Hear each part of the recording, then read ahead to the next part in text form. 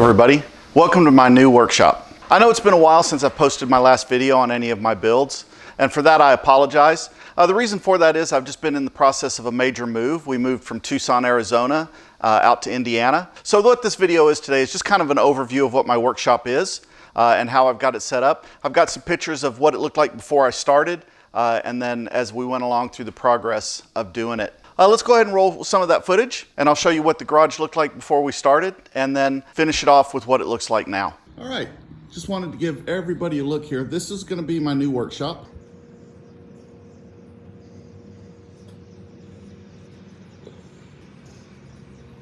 We're going to walk you through the transformation of this as we go along. Those shelves are going to be coming down in order for me to do the work on the floor and put this cladding on the walls that I want to put up so I can hang stuff on the walls.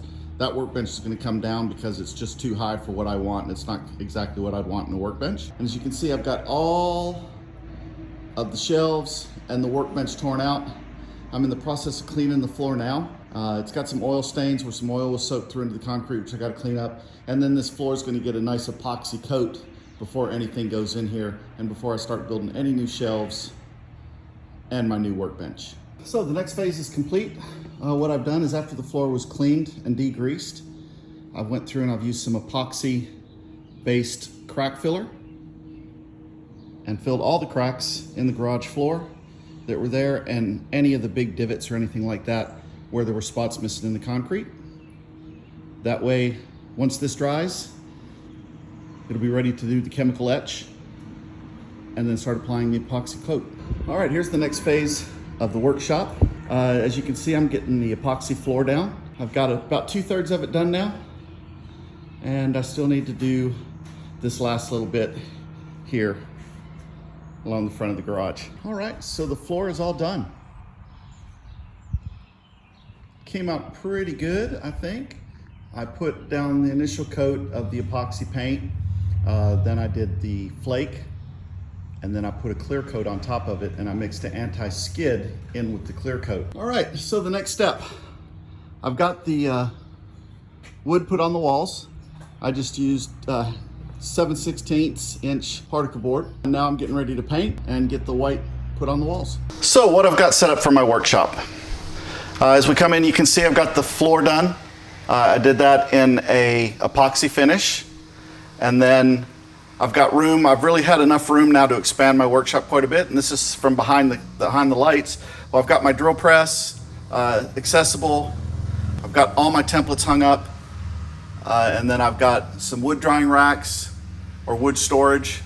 Those are some bodies that I've got in progress, some necks, some body wood and some neck blanks up there. I've got all my clamps, more templates. I've got my bench critter gecko blocks there. I'll be doing some more on that when I get the next video going. I've got my workbench set up, nice pegboard. Got everything set up the way I'm wanting it to look. It seems to work pretty good in this fashion. I've finally got a woodworker's vise installed. Has a quick release on it to where it'll come release out quickly. I went ahead and put leather pads on here too to protect it as I'm clamping the wood. Storage shelf underneath. I've got my pickup winding stuff. I'm in the process of building a separate pickup winding station to do all my pickup winding. My wax pot and some of the stuff that I haven't unpacked yet. A couple of the Pango kits that I've still been working on. These are the 2 LP kits. I got my bandsaw set up. A lot more room now with my bandsaw compared to what I had to it before in my garage in Tucson.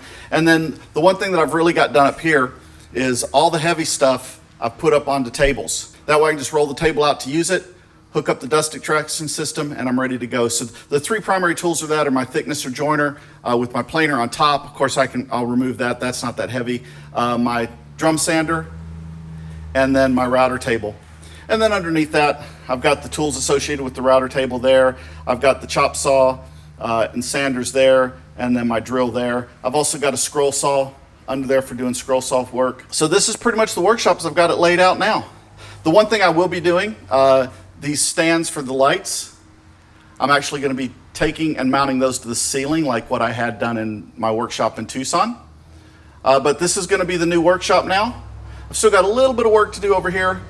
Get that painted to blend it in. But as you can see, a lot nicer work environment than what I had in Tucson. And the temperatures are so much nicer here as well. So this is my new workshop. Look forward to many videos coming out of here. So that's going to wrap up this video. I just want to say thank you very much to the people that have stayed with the channel, that are subscribed and stuck with me during this dry spell. Now that everything's been moved, I got everything set up, I'll be getting my videos out with a little bit more regularity. The first ones are going to be finishing off these couple of Pango Les Paul kits that I've been working on. And then I'm actually going to finish up my Great Guitar Build Off 2023 entry. Believe it or not, I kind of hit a stopping point with that one, just kind of lost interest with the build. But getting involved with that one again and looking forward to getting that one going. Thank you very much for supporting the channel. Thank you for stopping by the channel. And until next time, take care.